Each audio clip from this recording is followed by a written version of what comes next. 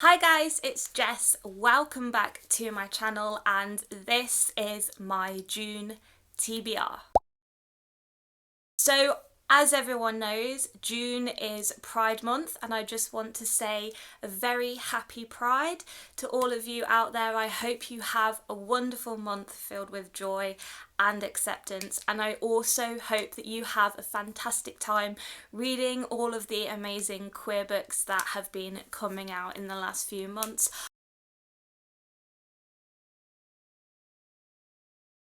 I am not a member of the LGBTQ plus community myself, but that doesn't mean that I can't get involved in Pride and be an ally to everyone in the LGBTQ plus community. I do have friends in that community and I want to be as supportive as possible and also educate myself on matters that are important to them, which is why my June TBR is focusing solely on LGBTQ plus books. So all of the books that I am going to talk about in this video are about LGBTQ plus issues and are also written by LGBTQ plus authors.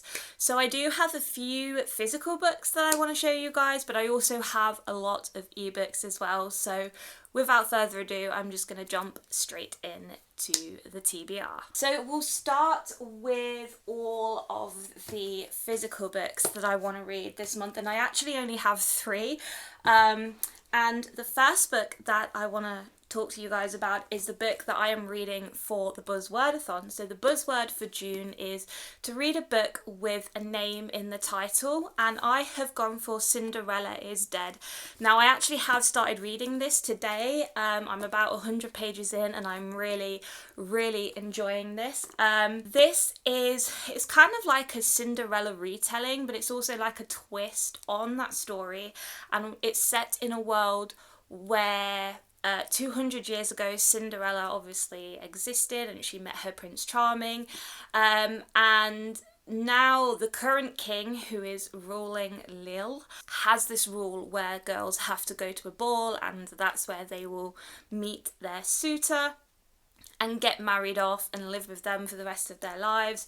But if a girl isn't chosen at the ball, or if she kind of defies the rules that are put in place in that world, then she is forfeit and she is sent off to the palace to become a servant or whatever. It sounds like a really brutal world, and so far from this I am getting a lot of really cool French vibes, which I love, and I also love the main character of Sophia. She is really feisty, and she just seems really well fleshed out, and I love her so much, and I love her determination to be who she is and not live up to the social norms of this world, as it were. She knows that she's different. She is in love with her best friend Erin. She wants to spend the rest of her life with Erin.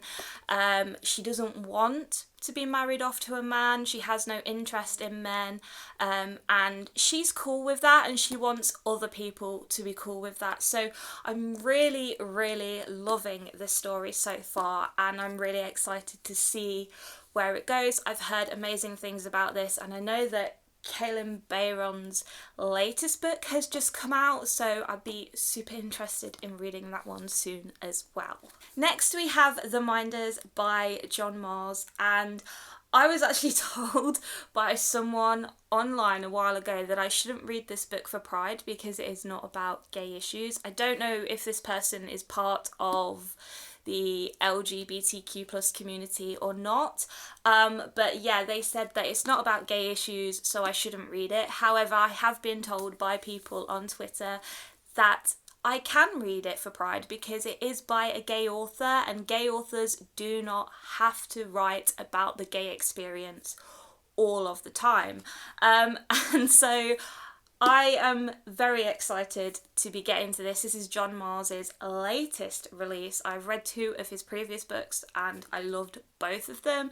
This one is a thriller, and it's set in this century, and it's kind of like all about counter-terrorism, and there are these 5 people that are picked to become minders, and they have all of the countries or all of the world's kind of like security information and everything implanted into their DNA, so they know everything about everyone, which is kind of scary, but they're there to kind of, you know, counteract terrorism and stop it from happening, but as we know with John Mars, nothing is ever that simple, and all of his characters always have some dark and shady shit going on. So I'm really excited by this one. I've heard amazing things about it, and I think this is probably going to be the next book I read, just because I'm so eager. But let me know if you've read this, because I haven't heard a bad thing about it yet. And the last physical book that I'm planning to read this month is Full Disclosure by Cameron Garrett. So I've had this book on my TBR for quite a while, actually. When did it come out? I think it came out a year or so ago. It came out in 2019, so I've been aware of this for about a year or so. But the reason why I picked this book is because it is about a young girl who has HIV, and HIV is something that is very stigmatized still. It's a disease that not many people know a lot about, and I know in this country it was very prevalent in the 80s, and it was kind of considered like the gay disease, because in the 80s, a lot of gay people were contracting HIV, and it kind of highlighted the homophobia that was rampant in this country at the time as well, and gave people another reason to kind of like hate on gay people and stuff like that. Obviously now things are changing, which is amazing, and this follows Simone, who is starting over at a new school, and this time things will be different. She's making real friends, making a name for herself as student director of Rent, and making googly eyes at Miles, the guy who makes her feel like she's the most important person in the room. The last thing she wants is for word to get out that she's HIV positive, because last time the backlash nearly crushed her. And I think Simone is also bisexual. I'm not 100% certain, but I know she is part of the queer community in some capacity, so I'm really looking forward to this one, and I think it's going to be an education. I mean, I do know quite a bit about HIV anyway because of something that happened to me in the past, and so I had to kind of educate myself about it a little bit more, but I'm really looking forward to this one. I think it's going to be a very emotionally hard read, but also a really important one. Alright, so we're going to move on to the ebooks that I want to read this month, and the first one is The Ghosts We Keep by Mason Deaver. So Mason Deaver is a non-binary author, and I actually wanted to read one of their other books, which, let me just find the name of it. Yeah, so I actually wanted to read their book I Wish You All the Best, and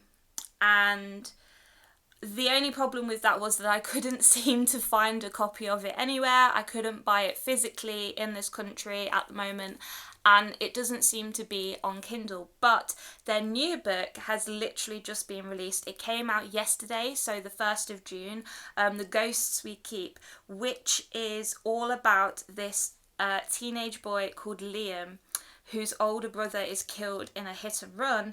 And Liam has to not only team to face the world without one of the people he loved the most, but also face the fading relationships with his two best friends. Feeling more alone and isolated than ever, Liam finds himself sharing time with Marcus, Ethan's best friend, and through Marcus, Liam finds the one person that seems to know exactly what they're going through, for the better and the worse. This book is about grief, but it's also about why we live, why we have to keep moving on and why we should. So again, it sounds like it's going to be a very emotional read, but it also sounds like it's going to be a lovely little contemporary, and I'm feeling like reading some contemporary at the moment. I've read a lot of fantasy and a lot of very intense books, so I mean this book is probably still going to be intense, but it's going to be a very different kind of intense. So next we have another book that has only just come out in the last week or so, and that is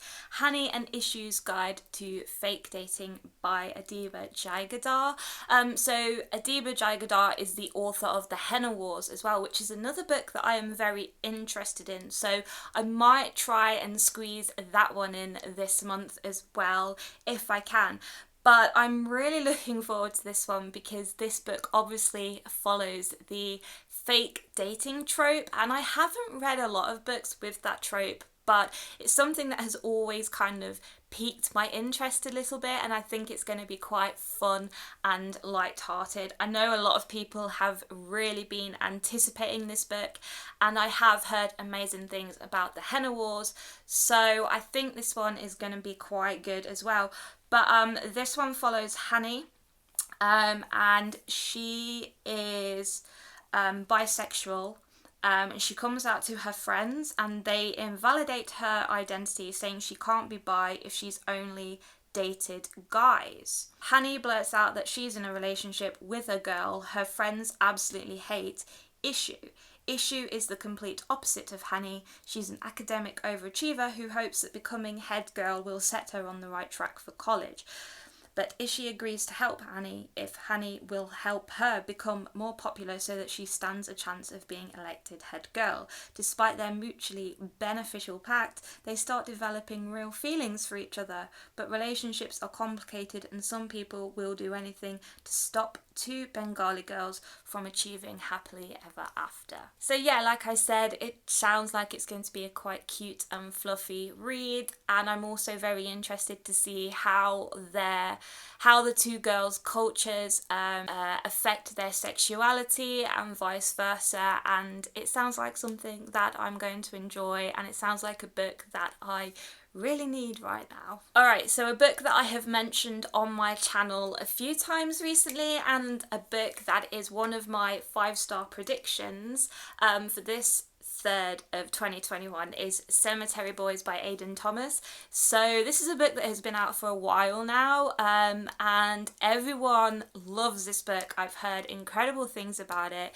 It sounds like so much fun. And this is about Yadriel, who is a Latinx trans guy, and his family have problems with accepting his gender, but Yadriel wants to become a brujo. So brujo is the Latinx term for sorcerer, and with the help of his cousin and best friend Maritza, he performs the ritual himself and then sets out to find the ghost of his murdered cousin and set it free. However, the ghost he summons is actually Julian Diaz, the school's resident bad boy, and Julian is not about to go quietly into death. He's determined to find out what happened and tie up some loose ends before he leaves. Left with no choice, Yadriel agrees to help Julian so that they can both get what they want, but the longer Yadriel spends with Julian, the less he wants to let him leave. And the first line on the blurb of this book says, Yadriel has summoned a ghost and now he can't get rid of him. And that line sold it to me the first time I read what it was about, because that sounds like so much fun. I love to see ghosts annoying humans. And yeah, I'm in the mood for a ghost story as well, actually. I'm really feeling the spooky vibes right now. So this book is definitely going to be right up my street, and I'm really looking forward to it. Alright, so the last two books that I'm going to talk about are both non-fiction books, and the first one is Ace, What Asexuality Reveals About Desire, Society and the Meaning of Sex by Angela Shen. So this is obviously all about asexuality, and I've not really read a lot of books about asexuality or books that feature asexual characters. I know this is non-fiction, but this is just an exploration of what it means to be asexual in a world that's obsessed with sexual attraction, and what we can all learn about desire and identity by using an ace lens to see the world. It sounds really interesting, and obviously as a straight person, I mean, I get it, like, you know, not everyone is going to be sexual or have sexual feelings for people or romantic feelings. I do get it, but I don't 100% understand it. So this book is going to be very educational for me to try and see their points of view and try and kind of understand it a little bit. And yeah, it says here that journalist Angela Shen uses her own journey of self-discovery as an asexual person to educate and vulnerably connect with readers, effortlessly weaving analysis of sexuality and societally imposed norms with interviews of ace people. Among those included are the woman who had blood tests done because she was convinced that not wanting sex was a sign of serious illness, and the man who grew up in an evangelical household and did everything right, only to realise after marriage that his experience of sexuality had never been the same as that of others. So it sounds like it's going to be a very interesting read, and it's going to highlight a lot of important issues that ace people have to deal with. I do have this book on Audible, so hopefully I can get this listened to while I'm doing mindless things, because I haven't listened to an audiobook in a long time. It's a pretty short audiobook as well, but I'm really looking forward to it. And finally, we have Always Been Here, a queer Muslim memoir by Samra Habib. This one really stood out to me because I haven't really read anything about a queer Muslim person before, and I know that queer Muslims do face a lot of homophobia and a lot of persecution at the moment. And so this one I think is going to be very eye-opening. But Samra Habib has spent most of her life searching for the safety to be herself. As an Ahmadi Muslim growing up in Pakistan, she faced regular threats from Islamic extremists who believed the small, dynamic sect to be blasphemous. From her parents, she internalized the lesson that revealing her identity could put her in grave danger. When her family came to Canada as refugees, Samra encountered a whole new host of challenges: bullies, racism, the threat of poverty, and an arranged marriage. Backed into a corner, her need for a safe space in which to grow and nurture her creative feminist spirit became dire. The men in her life wanted to police her, the women in her life had only shown her the example of pious obedience, and her body was a problem to be solved. So begins an exploration of faith, art, love, and queer sexuality, a journey that takes her to the far reaches of the globe to uncover a truth that was within her all along, a triumphant memoir of forgiveness and family, both chosen and not. We Have Always Been Here is a rallying cry for anyone who has ever felt out of place, and a testament to the power of fearlessly inhabiting one's true self. So this one sounds like it's going to be a very eye-opening read, very interesting, different perspective to read about. I know a lot of people have actually chosen this for their June TBR as well, so I'll be very interested to see what they think of it and what they get from it when they do read it. Yeah, I think I'm going to learn a lot with this one, so I'm excited to delve into this as well. I'm excited to delve into all of these books. If you haven't guessed, I have said that a lot in this video, but it is true. I'm always excited when it comes to books, and these ones all sound like they're going to offer me something very different, but also going to offer me a lot of fun as well. So yeah. That is my June TBR. Please let me know if you read any of these books and what you thought of them, or if you're planning to read any of these books as well for Pride Month. If you have any LGBTQ plus book recommendations, then please feel free to leave them down in the description box below.